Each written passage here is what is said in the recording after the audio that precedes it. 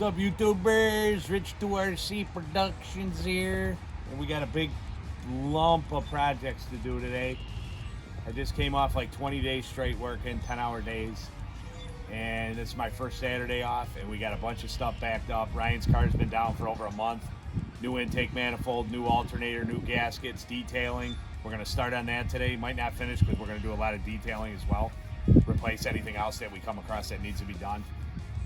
But we also have some backyard work. If you look at my patio, this is like days. The birds go insane with pooping all over my patio and everything on it. The grackles. I love birds, but I cannot stand the grackles. They are disgusting. There's hundreds of them, and they nest all over, and they crap all over everything. So we are way overdue on sealer on the patio. As you can see, it looks terrible. It's dry, it's dirty, there's no more sealer left. So we took the power washer out. I bought this power washer back in 2003 and use it maybe once a year on average. And I was sitting there realizing, I was checking oil in it, I realized I don't think I've ever changed the oil on this thing. So I ordered extra Kawasaki oil when I did the lawnmower, and we changed the oil on it just now. So we got fresh oil in there. Fresh 10W40. Synthetic, super clean on the dipstick. It's full, super clean. It was dirty and it was a little bit low before. I want to do a spark plug swap on it. We're not going to do that right now. Filled it up with gas and put some sea foam in there.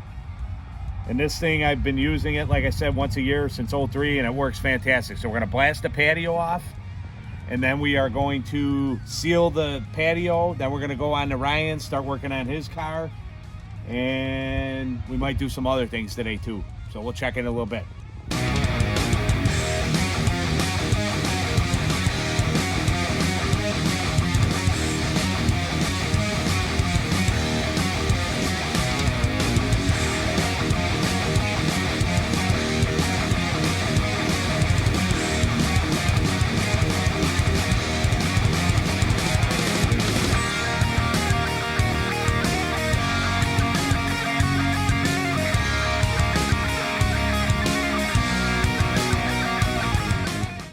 Rich from 2RC Productions here with Ryan. We went back, we did the patio work. We got one coat of sealer on it. Has to dry for 4 hours. So then we came up and started disassembling. And so far it's pretty straightforward. You have to peel away a lot of parts, alternator bracket, a lot of cables, the wiring harness, fuel line, a lot of connectors. Got to take the coils out, the fuel rails, thermostat housing, throttle body, plenum, coolant sensor, fuel injectors. Like I said, they all stay with the intake. The intake gaskets are under here, and we're ready now. All the gaskets are out, but what we're gonna do, all the bolts are out, but what we're gonna do is we gotta drain the rest of the coolant. Most of it's drained. We're gonna pop the lower radiator hose and get the rest of the coolant out to make sure that nothing backs up in the engine when we pop the intake. So right now the intake is making a seal from the gasket. All the bolts are out. We're gonna pop this thing up and get it out after we drain the coolant, and then take a walk over here, Ray. We got the parts over here. This is the old alternator. Ryan has a new one, and then we have the brand new. Here's all the coils. We got our bags with our bolts marked.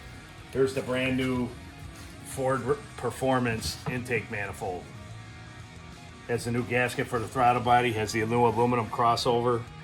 And what we're going to do is, once we pull the old one off, we have to transfer the plenum, the fuel rails, fuel injectors, all that stuff. We're going to clean everything up nice. We're going to detail under the hood where we can detail on the engine, repaint stuff, wipe stuff down, get rid of grease that's on there. And then here's the new SR Performance 130 amp alternator. So this is an increase. Whoops, table's a little shaky. This is an increase from stock. I believe the stock is 110, I think. So we're 130. We're pushing a little bit more out. It's pretty, ain't it? Pushing a little more voltage, and Ryan's got an aftermarket stereo in this with a subwoofer box and stuff with amps. So that helps a little bit for that. All right, so we're gonna break away, get the coolant drain down, and then we're gonna pop. We'll film again when we pop the intake. All right, YouTubers, we just pulled the intake right? It's got the intake assembly, and let's take a look at it, right? You can see the plenum stays with it, EGR valve stays with it, fuel rails stay with it, and fuel injectors stay with it. So we're gonna clean all this stuff up, paint the parts. We're gonna clean this aluminum up, we're gonna paint that. I got some paint for that, and then we'll have to take the fuel injectors out carefully. We're gonna wipe everything off, clean the rails. We're gonna get a new thermostat. And I'm thinking, since we're this far, we're gonna throw a new water pump in it. Why not? So we'll have a new water pump, new thermostat, new coolant again. You can see the valley and stuff, they get rusty in that. We're gonna clean that up and spray it. But we found the culprit. The gasket is just in horrendous shape. And I don't know if you could see this, but you can see right here, it's kind of chewed up. Right here, there's like, or wait, right here. I don't know if you can see this, but there's like a piece sticking up. The back here is where it blew out. Right at that back cooling jacket port right there. That gasket blew out, and the coolant was running right down the back here, down the back of the intake manifold, back down to the engine at a high rate all of a sudden. There was no leak, and then all of a sudden. So the gaskets are shot. So we are gonna put brand new Felpro gaskets on these, clean everything up, detail everything, throw a water pump in the thermostat, new intake manifold, new alternator. We should be rocking and rolling. So we're gonna break away, and we'll film throughout the detail process and so on and so forth and whatnot and what have you.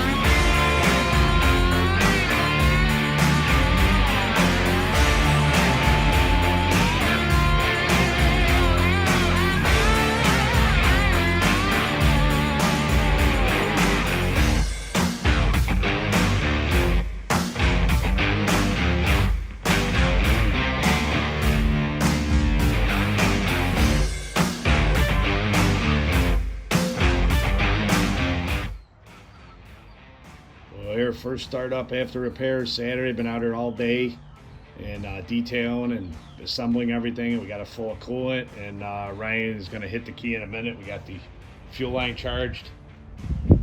Go ahead, hit it, Ray.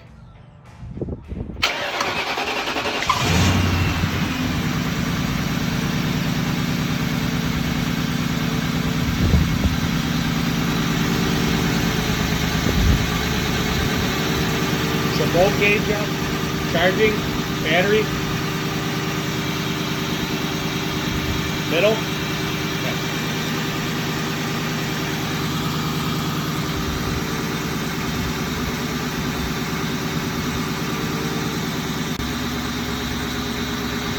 We're gonna fill it up with coolant, keep letting it run, burp the system. Hopefully we got rid of that humming because we got a brand new alternator and a new idler now. See what happens. Looking good so far. We're up to operating temperature now. New alternator's working, it's charging. No more whining and growling. No more. There was some noise, and then every so often it would be like, it'd start making a real nasty noise. Like I think a bearing was starting to lock up, either in the idler or the alternator itself. Temp is up. Thermostat open. It took the coolant. We're just purging the system now. You let it run for a while at higher temperature, not higher temperature, but operating temperature, and make sure no bubbles come out. If you air lock it and button the car up with air in the system, then it can overheat on you. So it was kind of a weird setup with this thermostat housing because the old intake manifold, this is the factory one, has spacers to fill up the holes. And the new one, the Ford Performance one, doesn't have that. So you have to be very careful to center that thing up, and I was worried about it, if it was going to leak or not, but it looks like we got it. It's a new O-ring, and I put it, Ryan got a different housing. It's actually a bullet housing that fit the holes better. And then when I tightened it up, we couldn't get the hose on, and then you'd have to get a special bullet hose, so we cleaned up the old housing and tried it, and it seems so far to be holding, and we don't see any additional leaks. Everything is warming up now. Coolant is in the bottle. We put the rust inhibitor in there. No more whining under the hood. There was a lot of whining going on. The other problem was that this intake manifold bolt setup is different. So I had to drill out 2 new holes to get the old bracket to work to hold the alternator, but it's good. So now we're just going to let it run a little bit more, make sure there's absolutely no air coming out, which I don't see any more air coming out now. It's not taking any more coolant. Thermostat is open. Upper hose is warm. Squeezing it. A couple little bubbles, but no big deal. The next phase is, after it's at operating temperature, is we can re-torque the intake bolts in sequence at 18 foot-pounds. Supposed to do it once and then double check it again. But it's running extremely smooth. I think a lot of that has to do with maybe the electrical system with the alternator starting to fail. And number 2 is all the sludge and buildup that was in the intake ports just for normal use. The car only has 81,000 miles on it. It's not that old. Doesn't have that many miles on it, so it's a common thing with these Ford 4.6s that they like to suck a lot of oil into the air box, into the intake, and down in the ports, and they can gum up the valves pretty good. So we ordered 3 Steeda oil separator kits, one for the Bullet, one for Richie's, and one for Ryan's, and we're going to install that. Figure a place to put it, but the engine looks great. All the detail work. We still got to do the bolts and stuff like that, but Ryan can work on that in his spare time. The main thing was to get everything off. Coolant still looks good. Check the temperature, make sure it's not overheating. Sounds really nice. It's idling super smooth. Normal operating temperature has not budged, and the alternator still on the positive side of charging. You can see it's got 81,000 miles. It's as solid as a rock car. It needs a little bit of interior work because the guy that had it before put that like wood grain stuff all over, so he might, if he can't peel it, he's gonna have to get some new panels. And then the stupid alarm that's in this thing causes us a lot of issues. I was looking underneath the dash, and I'm really uncertain on which wires to cut, and I don't want to mess it up because he has a stereo in here too. It's the stock head unit, but it's got an amplifier and a subwoofer and new speakers and stuff. It sounds really good. So I'm not sure. If I can't figure out the alarm thing, I'm going to bring it to my buddy Brian B. Frank Auto and let him unwire the alarm so I don't end up cutting something that I shouldn't and have more issues. I'm not an electrical guy, that's for sure. So we lost some antifreeze when the thermostat started to open. It bubbled out in the front, but before, this thing was dripping all over the floor from that blown out intake manifold gasket right at the back. Go ahead and grab your light real quick, right? It was at the back, very back passage. Yeah, it's nice and dry. You can see the gasket down in there. It's nice and dry. That was seeping antifreeze all over right down the back of the engine. And it was one of them gaskets that blew out. So we put new vacuum lines on. We put brand new heater hoses on. Detailed the valley, cleaned everything. All the coils cleaned up. We dielectric grease on them. Cleaned up all the fuel injectors. None of the fuel injectors look like they're leaking. I don't smell any fuel. All the O-rings, I cleaned all the O-rings up, put silicone on them. On the other side here. So we had the new clamps, right? Got new stainless clamps, new water pump, new Ford Performance intake manifold, new idler pulley. Next on the list is Ryan's going to get a new serpentine belt because I was looking at this one. It looks a little bit rough. We need a new battery. This one was actually from Richie's car. We need a new battery for it. We painted up the plenum, cleaned that thing up real good, painted it. Like I said, new vacuum line, so fuel line's not leaking. Ryan got a new bolt for the airbox because that was missing. Put that on. It's all looking good. Another project in the books. It's not a tough job, but just very time consuming and tedious if you do it the right way and clean everything and detail everything. You know, if you just take it apart and leave everything dirty and slap it all back together, you can put it together pretty quick. But we wanted to take our time and do some cleanup while we were in there. All right, guys. Till next time. The intake manifold project for the 2001 Mustang GT is in the books. Thanks for watching. Till next time, we'll see ya when we see ya. Taking her out for a test drive. She's running good. How's it feel, right, to be back in the car after a couple months? Oh, just feels like you got a Christmas gift. That's it. It's running nice. Temp's good. Running super smooth. Exceptionally smooth. Smoothest it's ever ran. It's probably because of some of that buildup. And then replacing 3 bearings obviously is helping between the alternator, the water pump, and the idler. It's super quiet. Super quiet. Awesome. And it looks to be that we have no leaks. No steaming, no dripping, no fuel leaking out of any of the fuel injectors or the fuel line, and no coolant leaks above all. Nothing dripping. So we're going to go get something to eat. We're going to treat ourselves to some McDonald's. We haven't had that in a few months. We're going to treat ourselves to some McDonald's for the hard work and good outcome. It's a lot of work doing things like this and taking your time and detailing. And Ryan's been saving and collecting parts, working, but the reward is great when you can do something yourself and it turns out good in the end.